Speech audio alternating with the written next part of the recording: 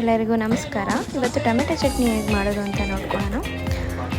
Almost ಒಂದು 2-3 ಮೆಂಬರ್ಸ್ಗೆ ಆಗೋಷ್ಟು 2 tomato ತೊಗೊಳ್ಳಿ, ಒಂದು ಆನಿಯನ್ನು, ಒಂದು ಬೆಳ್ಳುಳ್ಳಿ ಮತ್ತು ಕರಿಬೇವು ತೊಗೊಳ್ಳಿ. ಆನಿಯನ್ನ ಸ್ಲೈಸಾಗಿ ಕಟ್ ಮಾಡ್ಕೊಳ್ಳಿ, ಸೇಮ್ ಟೊಮೆಟೊನ ಸೇಮ್ ಆಗಿ ಕಟ್ ಮಾಡ್ಕೊಳ್ಳಿ.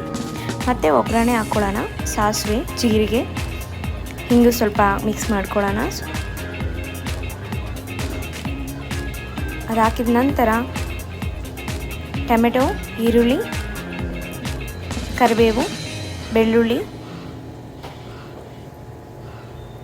ಎಲ್ಲ ಹಾಕಿ ಒಂದು 5 ಮಿನಿಟ್ಸ್ ಬಾಯ್ಲ್ ಮಾಡ್ಕೊಳ್ಳೋಣ.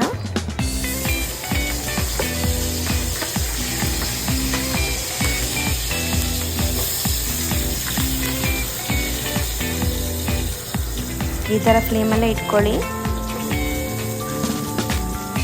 ಹೆವಿ ಫ್ಲೇಮು ಬೇಡ, ಯಾಕಂದರೆ ಅದು ಮತ್ತೆ ಫುಲ್ ಇದಾಗ್ಬಿಟ್ರೆ ಚೆನ್ನಾಗಿರಲ್ಲ. ಅದಕ್ಕೋಸ್ಕರ